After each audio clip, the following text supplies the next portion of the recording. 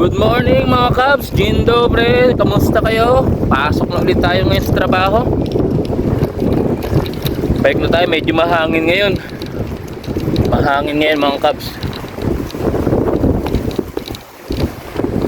Marami rin tayong trabaho ngayon.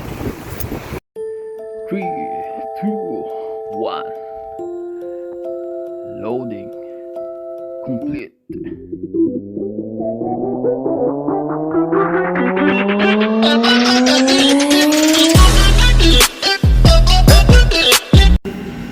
Andito na nga tayo mga Cubs. Bihis lang tayo.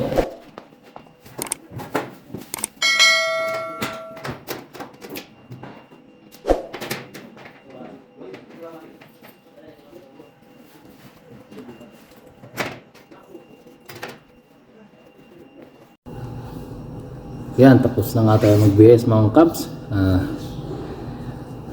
Naka-ayos na tayo, baba na lang tayo. Naghihintay na lang tayo ng oras mga Cubs. Ang pag-uusapan natin ngayon ay bakit nga ba maraming umaalis na Pilipino dito sa Poland. Ganito lang kasi, marami kasing reason o maraming dahilan yung kabayan natin. Hindi natin sila masisisi mga Cubs kasi may kanya-kanya kayong diskarte sa buhay. Ano nga ba ang mga dahilan at reason kung bakit nag-aalisan sila dito? O yung ibang mga Pilipino naman nagpupunta dito galing ibang parte naman ng Europa. Pag-usapan natin yung mga Cubs. Unang dahilan kung bakit umaalis ang mga Pilipino dito sa Poland kasi sabihin natin napunta sila sa mapangit na company o hindi masyadong maganda magpasahod, tapos mahirap pa nga yung trabaho nila. Although kaya naman nila, pero syempre nababaan salary, so nakapag-decision sila na lumipat na lang ng iba, lumipat na lang ng ibang lugar. Kaya ganun talaga, naghahanap sila ng mas malaking kita o umaayos sa trabaho na magpipit sa kanila. Pangalawa naman, kung bakit sila nag-aalisan dito is may mga kaibigan sila sa ibang lugar like sa Spain, sa Hungary, sa Croatia, sa Czech. Hindi mo masabi, kaya may mga kaibigan sila doon na in-encourage na pumunta sila doon, na doon na rin sila mag-apply o magtrabaho kasama nila. Kaya nagpupunta sila doon kahit may yung trabaho nila maganda naman dito, pero syempre parang may mas kilala silang mga taong kaklose nila, naglumilipat na lang sila. Pangatlo naman is dahil sa yung iba may boyfriend naman, may mga asawa na nasa ganung lugar, tatawid na lang sila. Kaya ang ginagawa nila, lumilipat na lang rin para makasama yung mga mahal nila sa buhay. At ang kahit maganda naman yung trabaho nila dito, syempre mas gusto nila makasama yung mahal nila sa buhay. Kaya hindi natin sila masisi kung bakit sila umaalis dito. Pang-apat naman is sabihin natin na gusto talaga nilang umasenso o magkaroon ng ibang experience o magkaroon ng patutunguhan yung buhay nila. Yung masyado na sila nagmamadali, hindi muna nila yung parang dinadahan-dahan kung paano sila magkakaroon ng successful sa buhay ng tinadahan. Gusto nila yung madalian, kaya nagpupunta kagad sila sa ibang lugar o nagko-cross country nga. Although mahirap talaga yun mga Cubs kasi sugal talaga ang cross country. Hindi natin alam kung ano yung aabutan natin doon o dadatnan natin trabaho doon sa lilipatan natin. Kaya habang aga pa o pagplanuhan muna o mag-isip muna, kasi yung iba nating kababayan na umaalis dito is kadating lang dito sa bansang to, sa Poland nga. kadarating lang dito, wala pang 2 linggo, wala pang isang buwan, lumilipat na kagad. Yun na kagad ang nakaplano sa kanilang utak. Pagdating pa lang dito, aalis na kagad. Mag-i-start lang, magtatrabaho lang mga ilang linggo o isang linggo, lilipat na kagad ang ibang lugar. Mahirap naman yun kasi masyado nilang madali. Sabi nga sa atin ang may kasabihan nga tayo, pag masyado mong minadali, sigurado pangit yung mga nangyari sa'yo. Kaya mas maganda yung dahan-dahanin mo, pagplanuhan mo bago mo gawin. Kasi pagka dinahandaan mo, pinagplanuhan mo, sigurado mong maganda yung magiging resulta, magiging kalabasan. Hindi yung pagka yung nagbara-bara ka na lang basta-basta, mahirap. Kaya kailangan mo natin talagang pagplanuhan.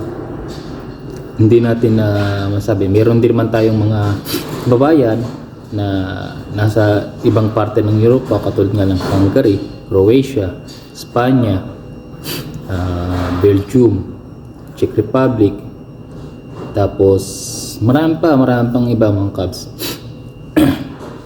marami pa yung bansa na yun. Mga kabayan natin, bumabalik sila dito o lumilipat sila dito sa Poland kasi nga yung pinuntahan naman nila doon sa bansang yun, sa alinman sa bansang nabanggit ko, pangit din. Dito sila nakatagpo ng magandang company na kapagtatrabaho nila ng ayos, katulad nga ng yung yung kasamahan ko na sa dati dito, lumipat na siya galing dito talaga siya totally sa Poland.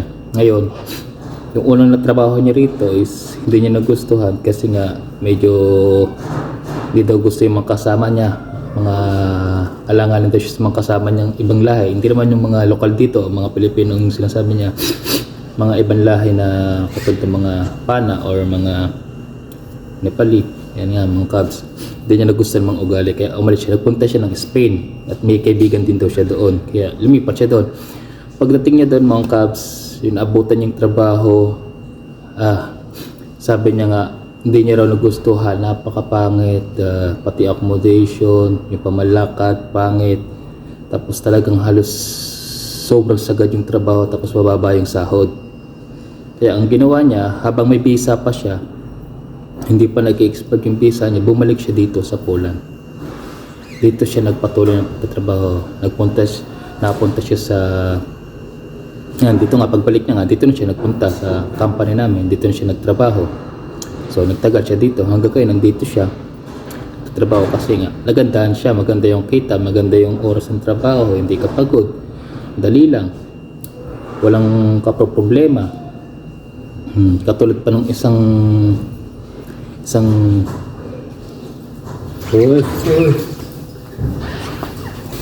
katulad nga ng isa pa nating babayan, galing siyang Croatia.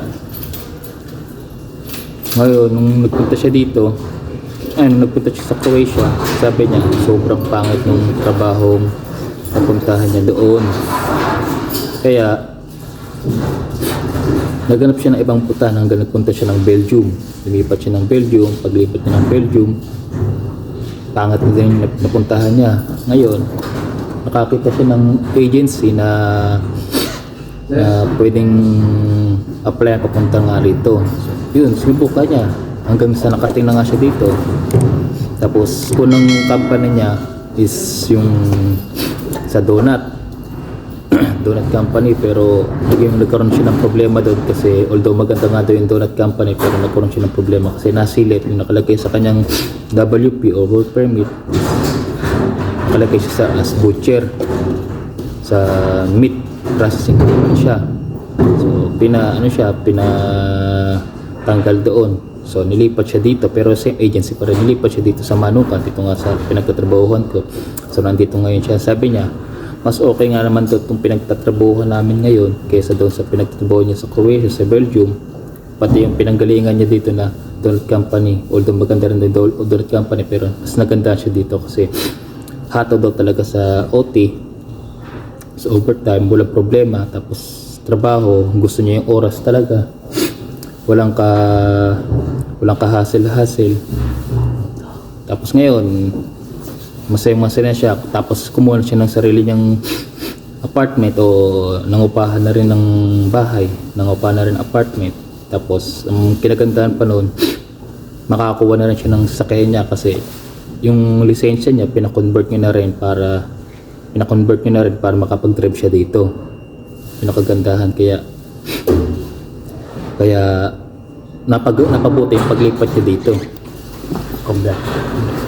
Hindi natin masasabi mga Cubs kung ano yung mangyari sa atin pagpunta natin dito. Kaya hindi rin natin masising iba nating mga kababayan na nagpupunta rito at umaalis pero bumabalik naman. Kasi nasa diskarte natin yan, nasa mindset natin yan kung ano yung gusto natin gawin sa buhay o ano yung gawin gusto nating plano o mangyari sa atin. Tayo ang gagawa niyan. Walang iba kundi tayo ang gagawa. Kasi kung papangit pa yung napuntahan natin, gagawa natin yan. Kung maganda yung napuntahan natin, mas maganda naman yan. Ganun lang. Kaya ang masasabi ko na lang sa ganun talaga is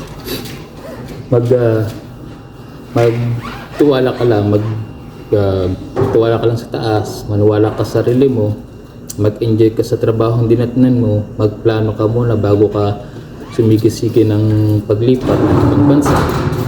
Mas maganda yung pinagpaplanuhan talaga kaysa yung bibirahan mo ng wala kang plano, bibirahan mo ng lipat nang hindi ka nagpaplano. Mas mahirap yun kasi talagang masabi natin na huwag naman sana mangyari na pangit ngayon mapuntahan nila, hindi ka aya-aya. Kaya payo ko lang talaga sa inyo mga Cubs, yung mga pupunta rito sa Poland, pag-isipan nyo muna, magplano muna kayo kung may plano kayong lumipat pagdating nyo rito. Magtrabaho muna kayo dito at least 1 year. Subukan nyo muna yung trabaho. I-try nyo, i-enjoy muna bago kayo lumipat sa ibang lugar o ibang company kasi mas mahihirapan kayo. Yun ang plano ko sa inyo mga Cubs, lalo na sa mga baguhan na bagong dating dito sa Poland. Please lang mga Cubs, ganun lang. Diskarte lang tayo sa buhay, huwag tayo magmadali. Yun lang mga Cubs. Hanggang dito lang yung video natin. Tatapusin ko na to at bababa na ako. Papasok na ako sa trabaho at mag-start na tayo ng trabaho natin. So sa lahat na nag-a-apply, sa lahat ng nangangarap pagpunta rito, apply lang kayo at patuloy magdasal. Huwag kayong tumigil sa inyong pangarap, pursige nyo lang hanggat gusto nyo. Huwag kayong maniniwala sa sabi-sabi ng iba na pangit dito.